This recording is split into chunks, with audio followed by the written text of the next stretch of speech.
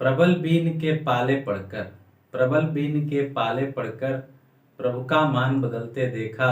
अपना मान भले टल जाए, भक्त का मान न टलते देखा, भक्त का मान न टलते देखा। जी हाँ, मैं हूँ अरविंद कुमार, मोटिवेशनल स्पीकर। आप सभी के लिए लेकर के आया हूँ भक्ति से रिलेटेड एक बहुत ही इम्पोर्टेंट टॉपिक, दैट इज सबरी राम मिलन कथा। और मैं इस सबरी राम मिलन कथा के माध्यम से मैं आपको ये मोटिवेशन देना चाहता हूँ कि कैसे सबरी जो है वो वर्षों तपस्या या सेवा में लीन रही, और इस वेट में कि कब उनके जो आराध्य भगवान श्री राम हैं उनके पास आएंगे और उन्हें दर्शन देंगे। और इस आशा में वो एकदम बिल्कुल दृढ़ होकर के खड़ी है, क्योंकि उनके गुरु मतंग ऋषि ने उनसे कहा था कि तुम्हारे द्वार पर, तुम्हारे पास इस कुटिया में ही भगवान श्री राम जरूर आएंगे जब वो अपनी भार्या की खोज में निकलेंगे।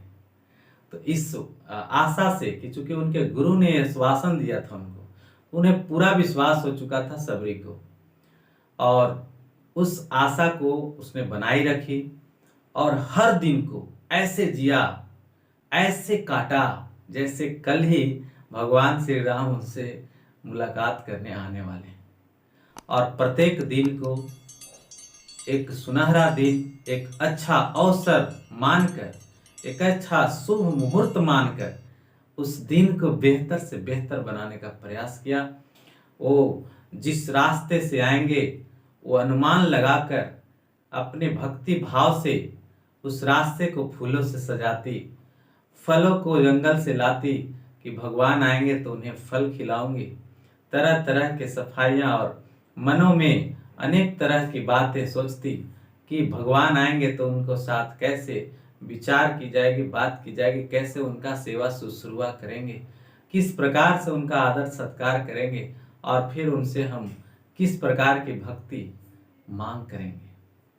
तो मुझे इस जो लाइन है, इस वीडियोज के माध्यम से मैं आपको ये स्पष्ट कर देना चाहता हूँ कि अगर सबरी ने यह प्रतीक्षा करके भगवान श्री राम को प्राप्त अंततः किया ही, पता ही होगा आपको कि भगवान श्री राम जब भार्या की खोज में, माता सीता के खोज में जब वो निकले तो चित्रकूट के पास जो माता सबरी रहती थी तो वो स्वयं ही वहां पहुंचे और सबरी को दर्शन दिए।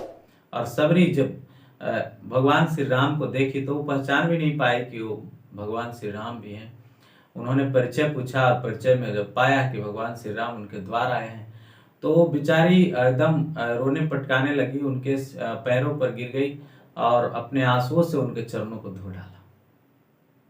मतलब इतनी अत्यंत खुशी और दुख भी हुआ थोड़ा सा कि वो भगवान आए उनके द्वार और वो पहचान भी नहीं सकी, और जिसके इंतजार में वह एक उम्र से दूसरे उम्र में चली गई, वह उम्र का पड़ाव बदल गया कि जिस उम्र से वह जवानी से बुढ़ापे की अवस्था में आ गई इंतजार करते करते। और आज वो दिन जो सुनहरा आया, जब वह अवसर आया कि भगवान उसके द्वार आए और वो पहचान नहीं पाई। तो खैर एक अलग बात है, लेकिन उसकी जो भक्ति भावना थी, जो भाव था, वो भगवान को बहुत अच्छा लगा और उसको जो इच्छाएं थी उसको पूर्ति किया। उनकी इच्छाएं थी, भक्ति चाहिए उनका, तो उन्होंने भक्ति दिया भी, और वो भक्ति दिया जो किसी को नहीं मिल पाया, जो लाखों वर्ष तक ऋषि तपस्या करके भी वो भक्ति प्राप्त नहीं कर पाए, जो सबरी ने सिर्फ सेवा शुश्रूषा करके, सिर्फ भक्ति भाव से तप तो नहीं किया, उसने बस सिर्फ इस आशा से रोज आस लगाई बैठी कि उसके जो आराध्य भगवान हैं वो जरूर आएंगे, और एक दिन आ गए और सारा कुछ उसे मिला, जो कहा जाता है कि किसी ऋषि महर्षि मुनियों को हजारों वर्ष की तप करने के बाद भी नहीं मिलता। तो मेरा कहना, मैं इस वीडियोज के माध्यम से आपको ये मोटिवेट करना चाहता हूँ, ये मैसेज देना चाहता हूँ कि जो माता सबरी हैं उनसे हम कुछ सीख, कुछ लेसन समझेंगे। आखिर कैसे उन्होंने यह जो बहुत बड़ी उपलब्धि को प्राप्त करी, वो कोई सिंपल तो था नहीं। तो उसमें 5 लेसन हमने फाइंड आउट किया है और बहुत मिरेकल कर देने वाला है। तो कुछ लेसन्स को समझिए। फर्स्ट लेसन ये कि उसने गुरु मतंग, जो उनके गुरु जी थे, गुरु मतंग ऋषि के बारे में कभी आपको चर्चा करूंगा। पूरा सबरी जी का मैं आपको कहानी बता दूंगा। वैसे वो भील की बच्ची थी, भील की लड़की थी, और वो जंगल में भटक करके एक तरह से घर से निकल करके वो ऋषि महर्षियों के बीच में आई, और ऋषि मतंग के आश्रम में ही वो सेवा करती थी, रहती थी। और ऋषि मतंग जब अंतिम अवस्था को प्राप्त हुए तो उन्होंने अंतिम रूप से इन्हें बताया था कि एक दिन भगवान श्री राम यहाँ आएंगे और तुमसे मिलेंगे। तो आइए, तो यहाँ पर पहली जो पॉइंट हुई कि माता सबरी ने पहला जो सबसे बेहतर लेसन हमें छोड़ गई, वो है पहला लेसन कि अपने गुरु के शब्दों पर विश्वास करो। एकदम बिल्कुल अंधे होकर के गुरु ने जो कहा है, अगर वो गुरु बहुत ही अच्छे थे, बहुत गुणवान और चरित्रवान थे, उनमें उस तरह की योग्यता थी, तो सबसे पहले अगर योग्य गुरु ने इस तरह की बात कही तो उनके बातों पर अमल करें, विश्वास करें। तो ये पहली जो गुण होनी चाहिए सफलता के लिए, वो करना चाहिए हमें। दूसरा ये कि उसने जो कुछ भी ठानी, गुरु ने कहा कि हाँ भगवान आराध्य आपके द्वार तक आएंगे, तुम ये आस लगाकर बैठो और उनके लिए कुछ ऐसी भक्ति भावना लगाओ जिससे भगवान आ ही जाए।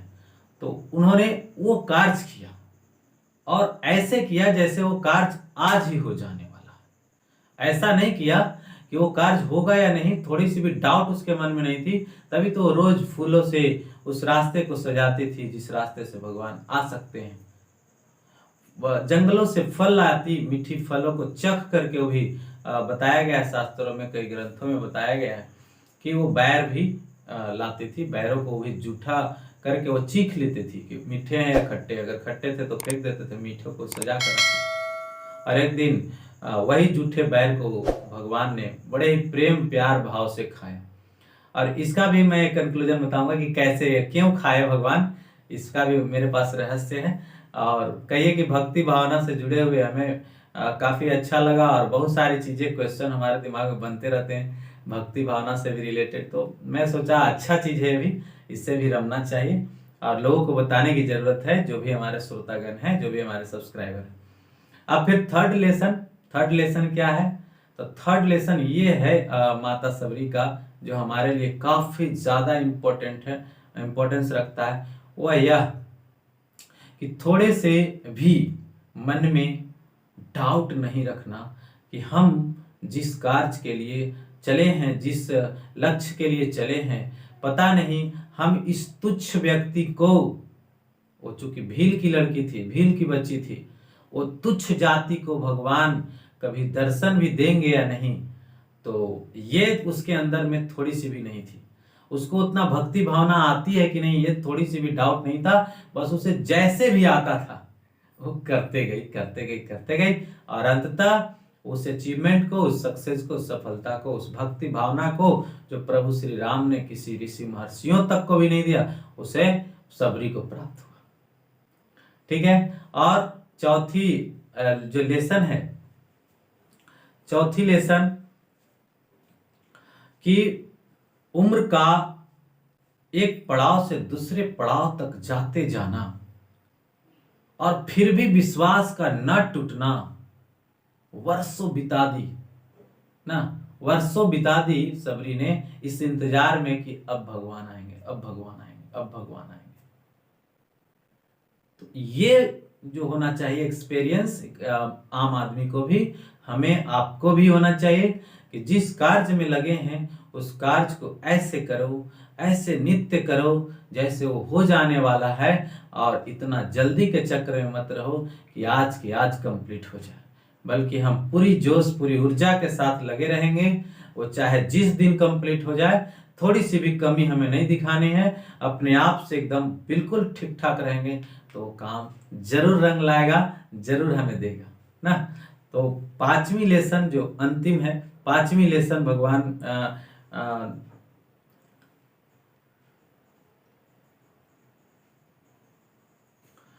अंतिम लेसन जो हम सीख सकते हैं माता सबरी के द्वारा, वो ये कि भगवान से जब वो दर्शन प्राप्त करी, भगवान से जब उन्हें दर्शन प्राप्त हुआ तो उन्होंने गुरु को भूला नहीं। उन्होंने स्पष्ट श्री रामचंद्र जी से, अपने आराध्य से ये बात स्पष्ट कहा कि हमें गुरु जी ने ही बताया था कि एक दिन जरूर भगवान राम आएंगे इस रास्ते से और इस कुटिया में ही आएंगे और तुमसे दर्शन होगी, तुम उनका दर्शन कर पाओगी, साक्षात दर्शन कर पाओगी, भगवान तुम्हारे ही रास्ते, तुम्हारे ही पास आ जाएंगे। तो ये चीज को उन्होंने कभी छुपाया नहीं, स्पष्ट बताया कि ये हमारे उनके गुरु मतंग ऋषि का ही कहना था कि ऐसा होगा और मुझे पूरा विश्वास था और उसी विश्वास पर हमने एक कार्य किया और आपसे दर्शन हुआ। हमारे जीवन का जो मुख्य उद्देश्य था वो पूरा हुआ। तो ये 5 जो गुण हैं, जो हमें लेसन है, वो सीखनी चाहिए, हमें भी उतारनी चाहिए। और यह प्रकृति जो भगवान ने बनाई है वो सब कुछ इस मनुष्य मात्र के परिश्रम मात्र से, उसके कर्मों के द्वारा सब कुछ प्राप्त हो सकती है। बस हमें यह बिलीव होनी चाहिए, इतनी पावर, इतनी अगाध विश्वास होनी चाहिए, तभी ये पूर्णतः हो पाएगा। जैसा कि मैं पहली पंक्ति में ही तुलसीदास जी का वाणी में बोला था, वह वाणी क्या था? प्रबल बीन के पाले पढ़कर प्रभु का नियम बदलते देखा। प्रभु का नियम बदलते देखा मतलब कोई कोई ऐसे कठिनाइयां आई जहां पर उनका नियम बदला है, भगवान का नियम बदली भी है। लेकिन जब भक्तों की व्यवस्था हुई है, जब भक्त ने उनको विवश किया है, तो क्या किया कि उनका सारा जो मान है टलते देखा। सारा मान, जो भी उनके पास रिस्पेक्ट है, उसको भी उन्होंने बदल दिया। किसके आन में? सिर्फ भक्तों के आन में। और यही कार्य महाभारत के दौरान कुरुक्षेत्र के मैदान में भगवान श्री कृष्ण ने अर्जुन को दिया। अर्जुन को वो रूप स्वरूप का दर्शन करा दिया जो किसी को भी हजारों वर्षों के तपस्या के बावजूद भी वो प्राप्त नहीं हो पाए। तो ये कैसे सफल हुआ, उसको कैसे मिला, तो मैं उस पर एक वीडियो बनाऊंगा, उसको जरूर आप देखिएगा, सीखिएगा। अगर ये वीडियो से कुछ भी थोड़ा सा लेसन आपको मिला है तो चैनल को सब्सक्राइब करिए, लाइक करिए और अपने दोस्तों को शेयर करिए और बताइए कि ये कैसा लगा। मैं पहली बार ऐसा वीडियो बनाया, मैं बहुत ज़्यादा प्रयास किया, कोशिश किया। पहली बार हमें शक्ति और पावर आई कि मैं इस तरह का वीडियो जो स्पिरिचुअल है, जो धार्मिक है, अध्यात्म पर आधारित है, उस पर वीडियो बनाने का एक साहस किया और ये लगता है सफल हो गया। और आप लोग को देखता हूँ कैसा लगता है। अगर लाइक आएगा बहुत अच्छा तो फिर मैं दोबारा कोशिश करूँगा। Thank you.